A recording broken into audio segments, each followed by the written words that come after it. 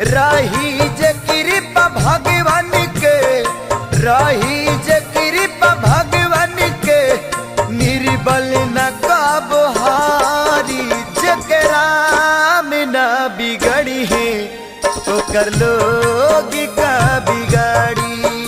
जकरा में न बिगड़ी है ओकर लोग का बिगाड़ी।